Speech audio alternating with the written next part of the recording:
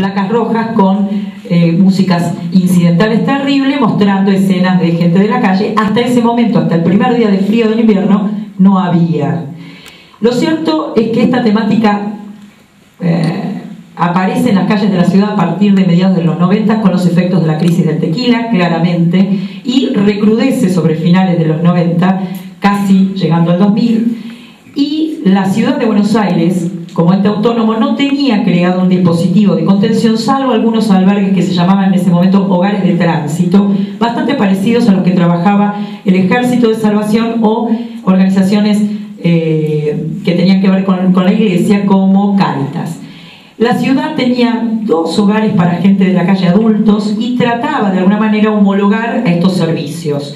En el año 96 se derogan los edictos policiales en la ciudad, y a partir de ahí se tiene que crear un sistema asistencial para atender esto, con un agregado bastante novedoso, que es el trabajo en las calles. En la ciudad, 24 horas trabajando personal para atender la temática. Lo cierto es que lo conmocionante a fines del 2000 era justamente la cantidad de gente que había, que además se engrosaba con otras problemáticas que el vecino que vive en la ciudad. En ese momento nosotros teníamos una línea telefónica donde recibíamos los llamados, y esa percepción nosotros nos permitía, era un termómetro el teléfono para percibir la sensación, esa famosa sensación de inseguridad del vecino. El vecino hasta la crisis del 2001 era intolerante. Sáquenme esto de acá. Después del 2001, con los cacerolazos, con las asambleas, se convirtió en una seda. Voy a colaborar con ustedes. Venían voluntarios a trabajar a nuestro servicio para trabajar en las calles con la gente de la calle.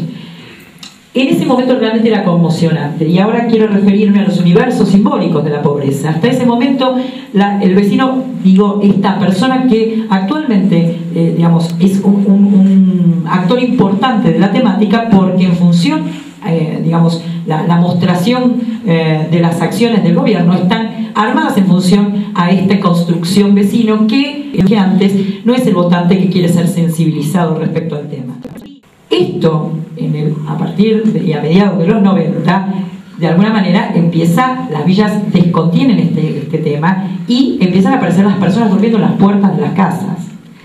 Yo me pregunto, entiendo que no estamos ante un auditorio de gente, sí, pero en la construcción, tomando lo que dijo Marcelo respecto de que somos una mirada, una imagen con miradas que la definen, me pregunto qué pensaba el vecino en ese momento. Vamos a hablar previo a la crisis, con alguien durmiendo en la puerta de la casa. Incluso ustedes mismos seguramente han tenido cerca o han visto en sus traslados en un subte alguien durmiendo, una persona, un cuerpo caliente viviendo, que además mea, caga, pille y además también debería poder coger.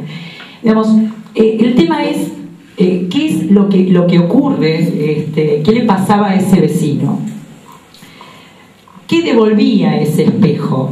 Ese espejo, para el vecino en ese entonces, devolvía angustia, y la sensación de angustia frente a un cuerpo desarmado genera aún más angustia.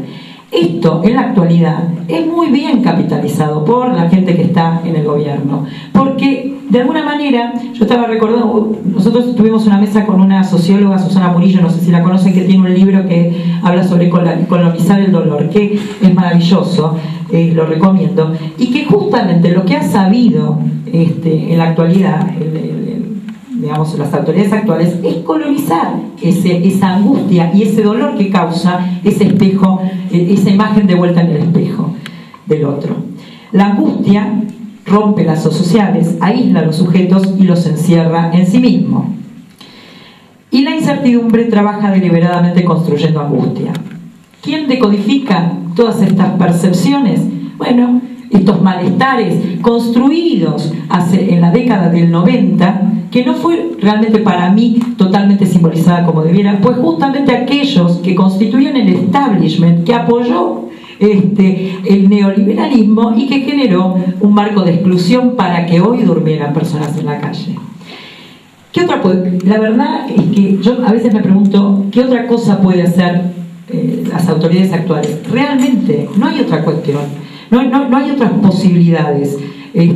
Tal vez esconder aún más, es construir otro patio trasero o hacer desaparecer la pobreza que esta misma instancia se encargó de generar. Yo acá tengo una metáfora, digo, la OSEP es apenas la metáfora o anécdota del intento de barrer los platos rotos, los restos de aquella época de fiesta que tienen que ser eliminados a tiempo porque hay que volver a encaramarse o posicionarse para tomar el poder. Bueno, esto era lo que quería compartir con ustedes y mañana ampliaremos. Una razón importante, me dijeron, era porque yo había, entre comillas, para mí, ¿no?, trabajado en villas de emergencia y conocía el trato y la dinámica social de estas poblaciones.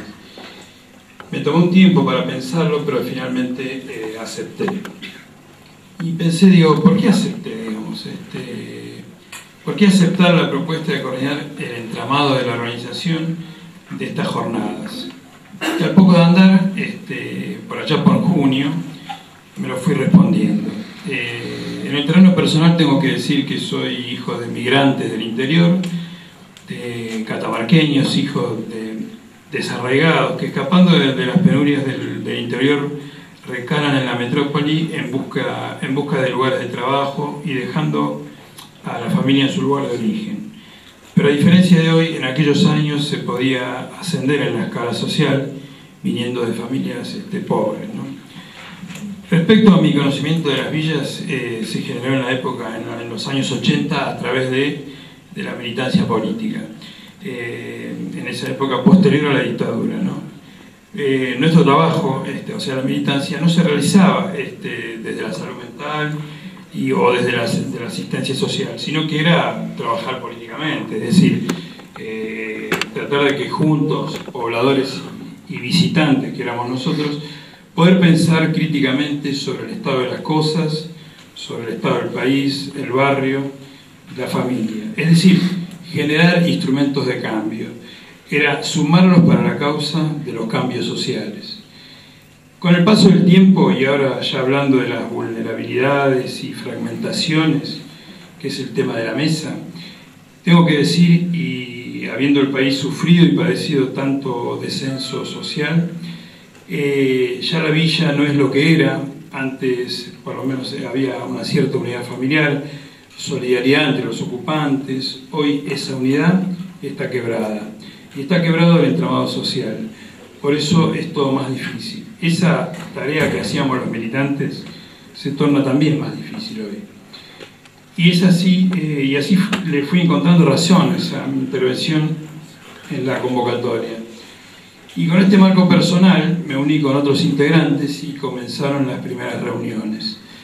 En esas primeras reuniones comenzamos a trazar los objetivos de las mismas y pensar en quién podríamos convocar para acompañarnos en este proyecto, sabiéndonos originarios de distintas, diferentes corrientes políticas y de diferentes experiencias académicas, pero con un accionar en el campo de la práctica cotidiana que nos unía para, por lo menos, y no es poco, intercambiar experiencias de trabajo y generar una red de contactos hacia el futuro.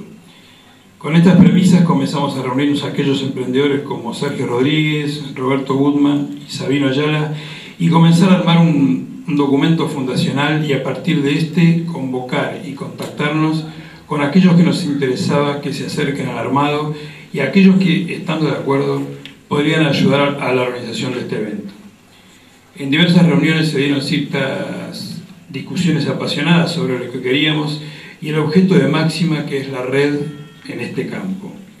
Se hicieron varias reuniones de orientación y de organización en bares, casas de los compañeros y algunos asados que amenizaban la jornada de la discusión. Quiero hacer referencia y agradecer a todos aquellos aportistas que en forma desinteresada colaboraron con algunos fondos para que estas jornadas sean posibles. Estos fondos, bueno, se destinaron a folletería, viáticos, hoteles, cine, proyecciones, etcétera, etcétera, etcétera.